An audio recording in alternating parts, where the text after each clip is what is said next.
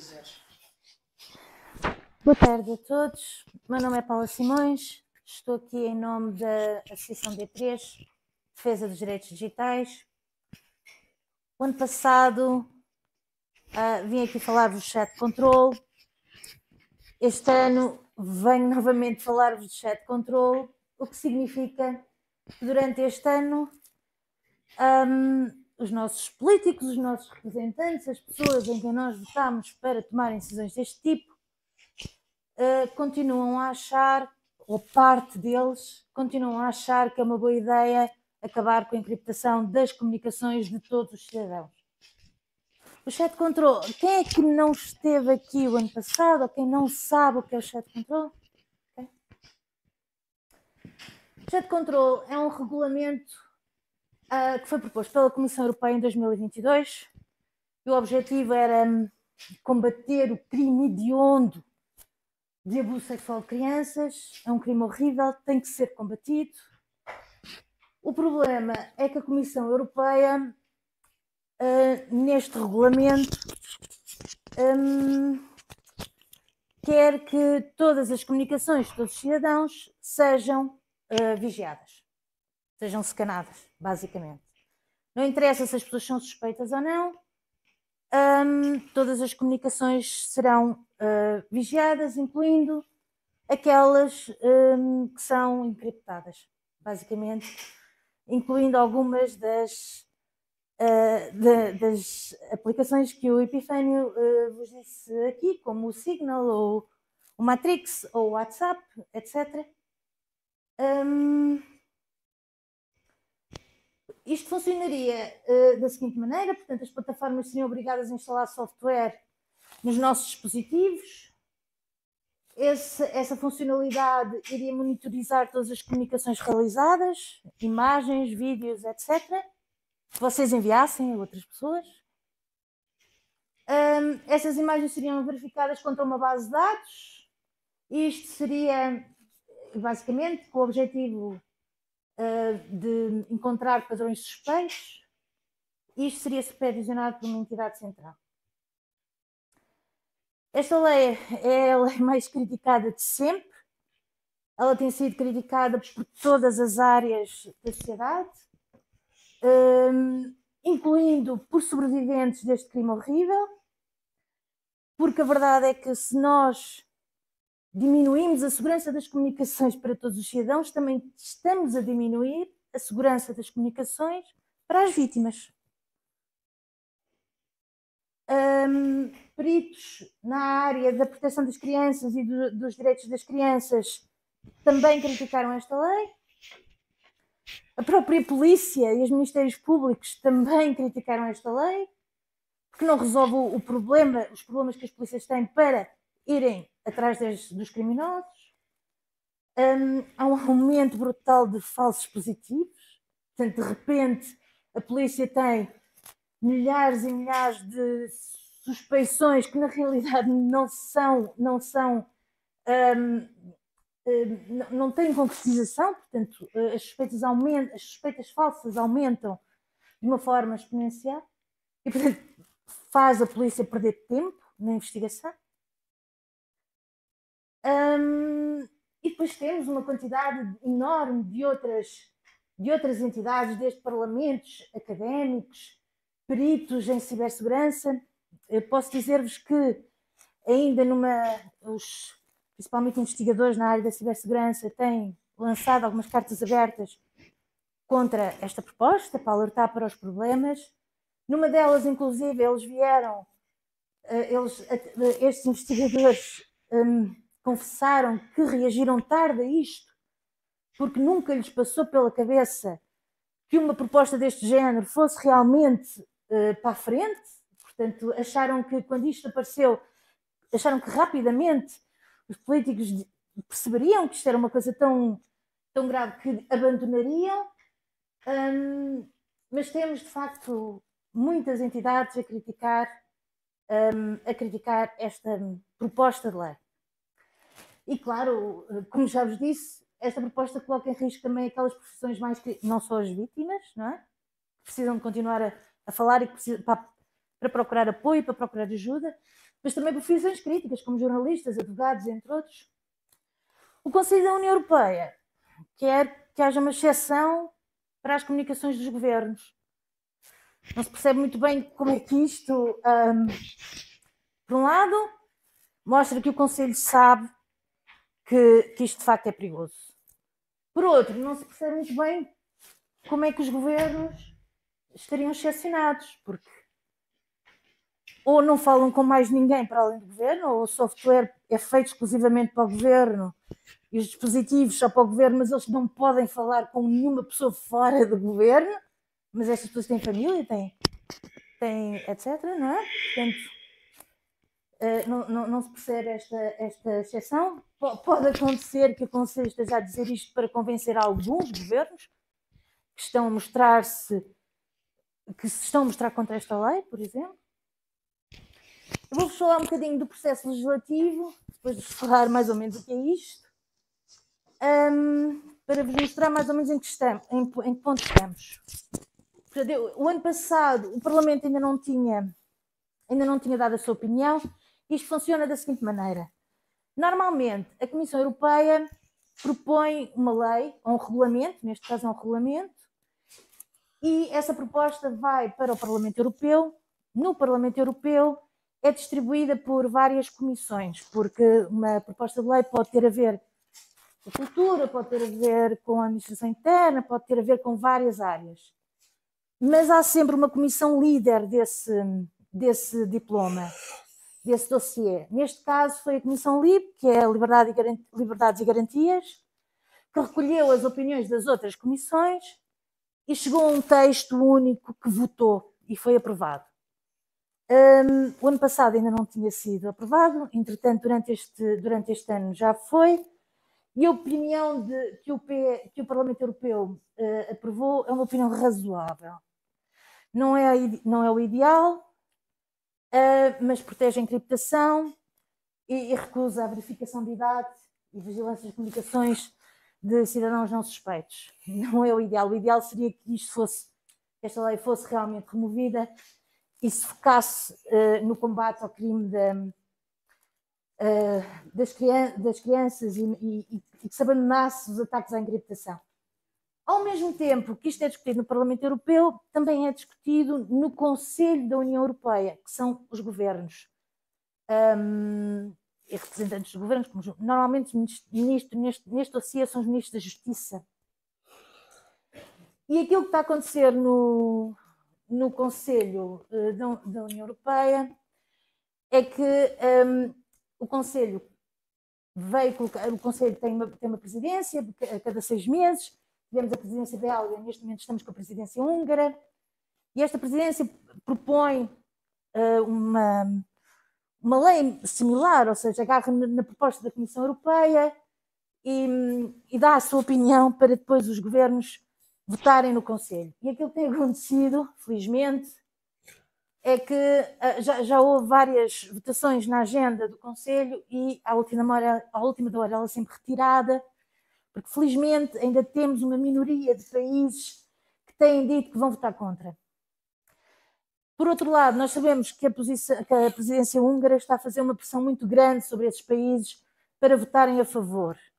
Quer a presidência belga, quer a presidência húngara têm modificado ligeiramente a proposta que levam ao Conselho, mas tem sido, sobretudo, alterações estéticas, coisas do tipo, vou dar-vos um exemplo, propuseram acrescentar a possibilidade dos cidadãos autorizarem ou não a vigilância das suas comunicações. E, portanto, se vocês estivessem a escrever no WhatsApp, apareceria uma mensagem a perguntar se querem que isto seja monitorizado ou não. E se respondessem que não podiam enviar a mensagem. Portanto, no fundo, okay? Portanto, são coisas deste tipo. Portanto, neste momento estamos com a presidência húngara, que está a fazer uma grande... Ontem mesmo, dia 10, portanto foi anteontem, houve uma reunião do Conselho, a votação foi retirada, portanto podemos respirar mais um bocadinho, porque ainda não foi desta. Temos alguns os países que estão contra, por exemplo, a Alemanha. A Alemanha esteve sempre contra desde o início. Eles têm uma história complicada, portanto, sabem bem o que é a vigilância, etc. Não, conhecem os perigos, não. Os Países Baixos recentemente também vieram dizer que não estão de acordo. Em Portugal, entretanto, esta minoria de que falo é uma minoria qualificada, ou seja, há países cujo voto vale mais do que outros, porque têm mais habitantes. Portugal tem menos habitantes, portanto o nosso voto pode não ser completamente decisivo, mas em conjunto com outro país pode fazer a diferença, como é óbvio. As indicações que nós temos relativamente ao governo português é que antes das eleições nós tivemos, quando o governo era PS, tivemos sempre uma indecisão. Portanto, Portugal não dizia que sim nem que não, nem se era a favor nem era contra. Logo depois das eleições em que ganhou o PSD, tivemos ali um período em que nos chegou a informação. Eu não posso confirmar nenhuma destas informações, ok? Isto é informação que nos chega. Nós nunca tivemos o governo a dizer-nos estamos indecisos ou estamos a favor. Portanto, são coisas que vamos sabendo. Tivemos ali a indicação de que Portugal ia votar a favor. E agora, mais recentemente, voltamos a ter a indicação que, afinal, o governo resolveu, se calhar, repensar isto. E, portanto, na verdade, nós em Portugal, recentemente, também tivemos muitas pessoas a contactar os vários ministérios e o governo, e, portanto, pode ter sido isso a influenciar. Houve um post no Reddit, salvo erro, que teve alguma projeção e que as pessoas começaram a perceber o que era isto. No site da D3 há um post com aquilo que podemos fazer, tem lá os contactos todos, tem os contactos dos vários ministérios, da REPER, que é outra entidade que pode ter um papel, etc. Com vários links para os argumentos, porque temos também um site sobre o chat control, temos as soluções alternativas para combater este crime, portanto, ataques à encriptação não, mas temos que combater este crime e temos soluções para isso, soluções que são comprovadamente mais eficazes. E basicamente aquilo que nós queremos pedir aos políticos é uma destas duas coisas. O ideal era que o Parlamento Europeu e o Conselho da União Europeia fizessem pressão sobre a Comissão Europeia para ela retirar a proposta e começar do início para combater este crime, mas sem atacar a encriptação das comunicações, ou então que se aprove, mas que se garanta a segurança das comunicações dos cidadãos, como é óbvio. Os contratos prioritários neste momento são o Ministério da Justiça e a REPER, precisamente porque eles têm alguma influência no Conselho da União Europeia. E, portanto, se vocês puderem ir a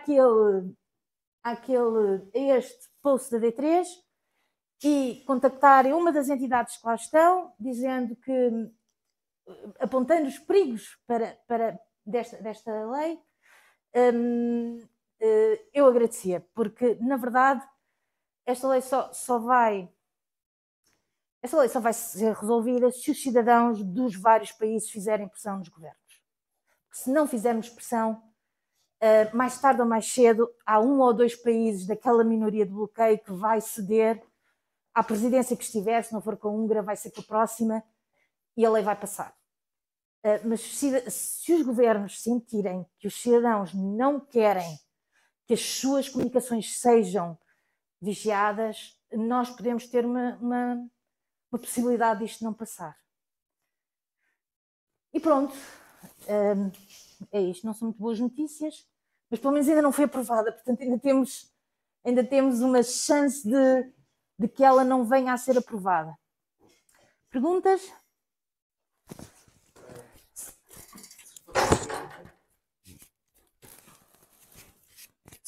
se isto for para a frente, quem é que vai...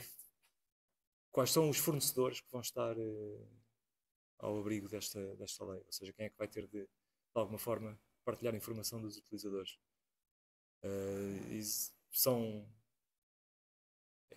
Há uma meta de quem tem mais de 10 milhões de utilizadores vai ter de partilhar, os outros não? Não, neste momento... Qualquer... Não, estás a ver a tua vida andar para trás, não é? O Rocket Chat. O Rocket Chat e depois... não, neste momento acho que não há... Pelo menos a proposta de há um ano atrás não havia exceções. Não. Pelo menos a proposta do ano, há um ano atrás, não sei se entretanto o texto já mudou alguma coisa, mas há um ano atrás era tudo. Tens um pequeno servidor de e-mail, estás coberto. Tens um pequeno Rocket Chat, estás coberto. Não há limites de âmbito, não há limites de tamanho, de se és um fornecedor ou não, se é software livre ou não, tanto dá. És coberto, és obrigado. Se for comunicação peer-to-peer? És obrigado. Quem? És, não tu, repara, no caso do peer-to-peer, se for num daqueles casos em que cada instalador é um nó, não é? O próprio software, ou melhor, se tu para instalares o software e cumprindo a lei, o software tem que já estar sem encriptação, não é? Ou com a encriptação violada de maneira a poder ceder estes dados a terceiros. E, portanto, o software que vai ser distribuído provavelmente já tem isso. Ou se não, vai ter uma versão que não é legal na Europa. Não é? Não seria a primeira vez que havia software ilegal, mas o problema é que depois não escala. Não é? Portanto, se isto por acaso passasse, que eu tenho muita esperança que não passe, ou tenho que ter a esperança que a gente não permita que isto aconteça, não é?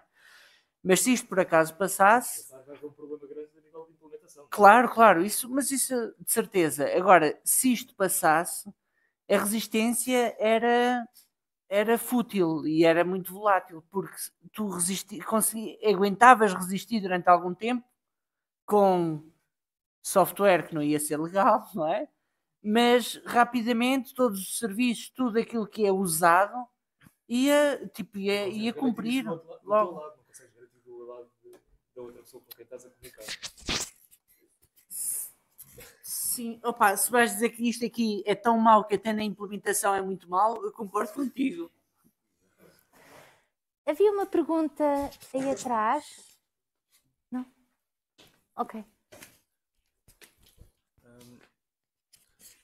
Eu tenho ideia que esta proposta foi feita por uma comissária europeia sueca que foi eleita nas eleições europeias de há 5 anos atrás.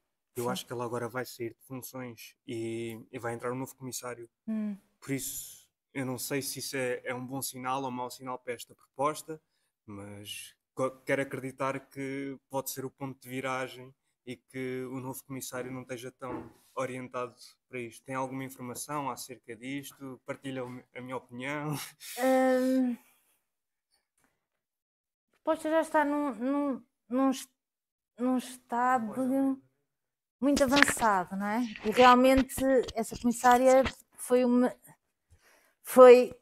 a principal pessoa que fez isto andar para a frente.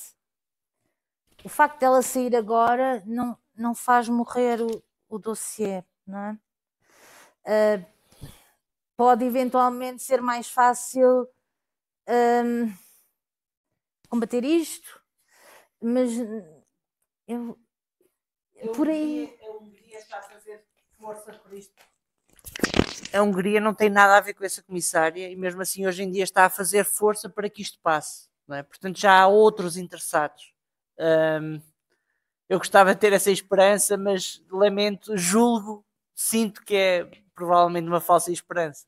Se tivesse saído mais cedo, se tivesse saído logo no início do processo ou assim... Eduardo, queres acrescentar? Talvez se conseguirmos que o bloqueio a nível do Conselho se arraste durante longos meses, pode ser que a Comissão se farte. Sim, mas essa será... se passar no Conselho, já dificilmente eles desistem dela, porque já passaram no Parlamento. Sim. Portanto, uma das hipóteses é isso, é continuar a haver uma minoria de países que consiga bloquear pelo número de habitantes. durante o máximo tempo possível e a Comissão Europeia simplesmente, como o Eduardo diz, ok, se passar no Conselho, aquilo que vai acontecer é que depois o Conselho, vai haver um representante do Conselho e um representante do Parlamento que vão para uma sala juntamente com a Comissão Europeia e vão negociar. É o que se chama os trílogos.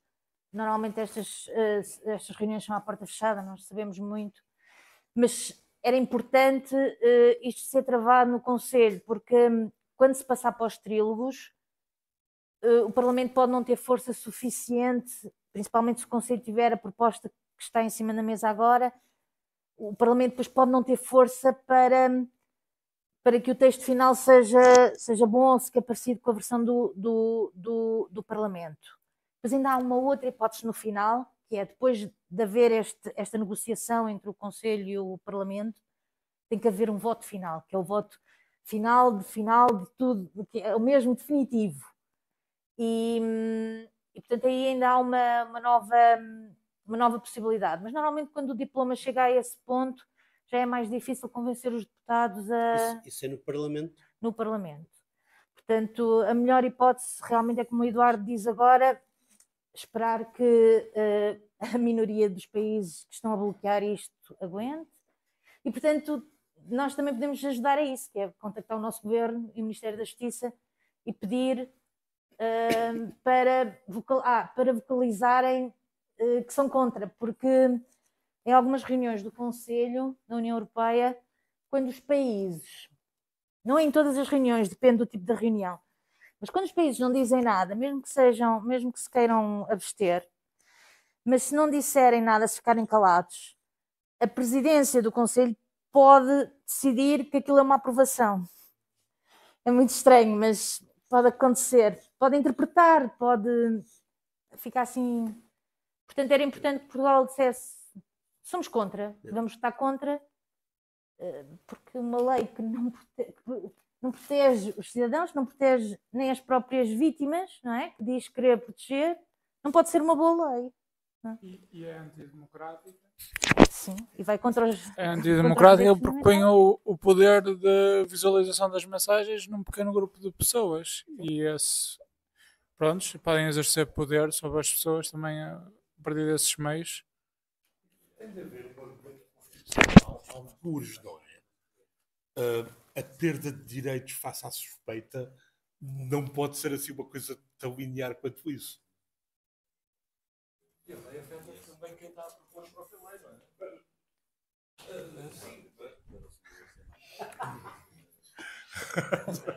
Uma pergunta ali. Sim. Desculpa o jogo Sim, de sim. ping-pong. No fundo, a suspeita, determinada por quem, não implica automaticamente a perda de direitos do cidadão. Desculpa, Francisco, podes passar o microfone ao Francisco que ele vai. Então, tinha só um comentário a fazer em relação a isto. O chat control tenta ser uma medida que previne algo, certo? Assim que a pessoa vai mandar a mensagem, aquilo é inspecionado, analisado. O Tribunal Constitucional e os tribunais não funcionam assim, são retroativos. Portanto, eles podem passar isto e depois passamos os próximos 10 ou 15 anos a tentar levar isto a tribunal para tentar mandar uma coisa assim abaixo. Quer dizer, eu não sei exatamente qual é que é o processo para isto levar uma ação jurídica, mas poupamos uma dezena de anos, provavelmente, se conseguirmos evitar que isto nem sequer seja uma coisa legal. Pelo menos, corrijam se estiver errado, mas eu acho que este é mais ou menos o objetivo. Sim, quer dizer, nós tivemos críticas, inclusive dos serviços jurídicos do Parlamento. Tivemos, mas mesmo assim continua a haver alguns países que querem isto e que querem isto muito. Porque é que o querem?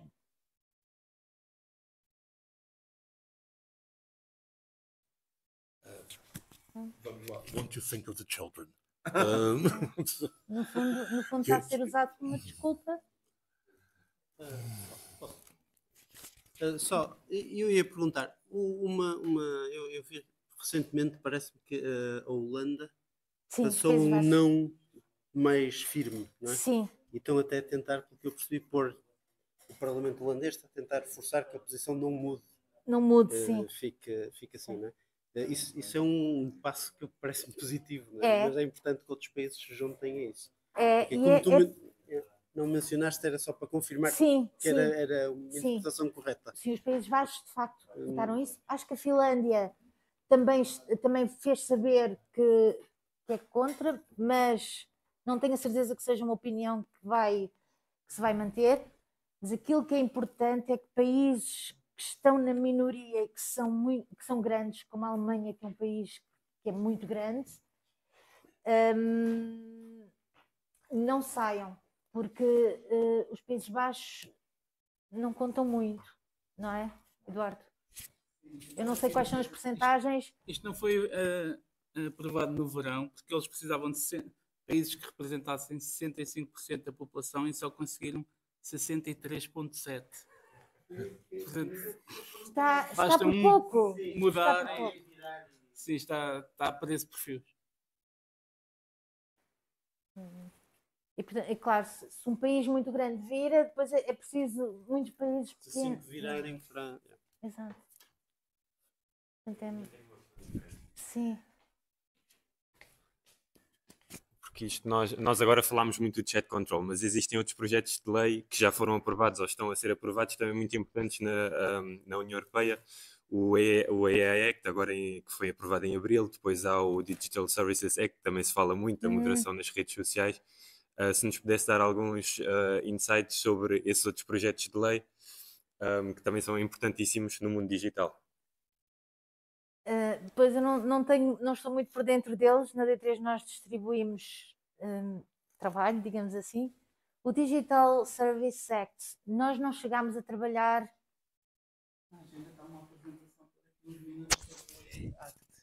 Pronto, não sei o que é que vai fazer. Ok. Vai haver uma apresentação sobre a lei de inteligência artificial. O Digital Service Act, nós trabalhámos um bocadinho no início, mas a coisa correu mais ou menos, não foi muito má. Ou seja, não como foi, por exemplo, com a Diretiva dos Direitos de Autor, que foi o artigo 13 e os ataques ao ensino e etc. E aí tivemos de trabalhar muito nela. O Digital Services Act, acho que foi logo a seguir, certo?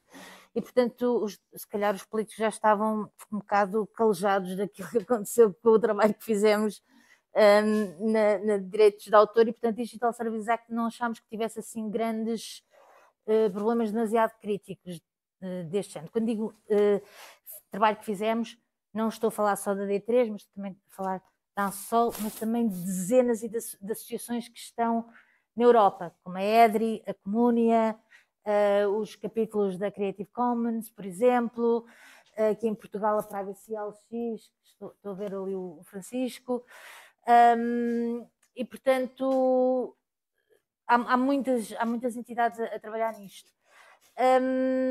Do diploma sobre inteligência artificial não me dediquei ainda a ele.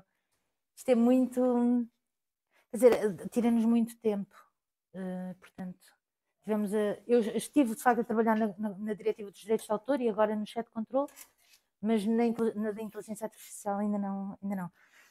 Mas o Eduardo... Eu acho que uma coisa importante de dizer é a D3 vai tentando acompanhar todas estas coisas e dá mais tempo àquilo que tem mais preocupação naquele momento, e não é? E agora há algumas coisas que precisam de transposição e quando aparecer a proposta de transposição vai ser lida e tal.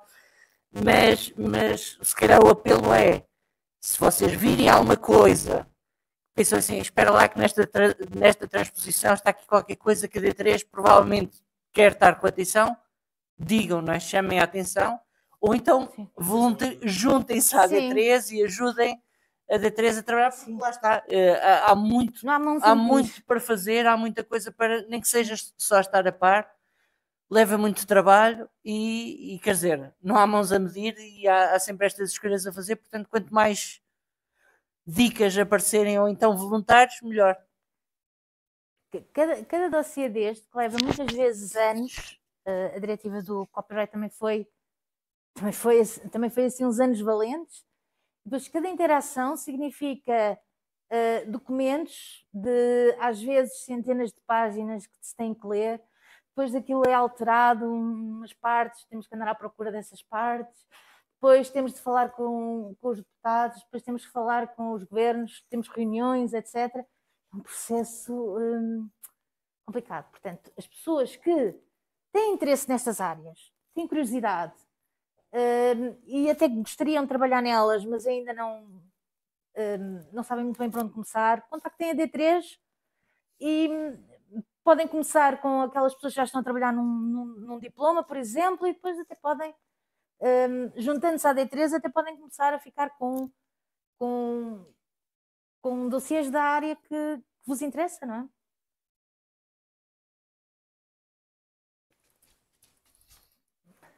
Está, não? Ok, obrigada.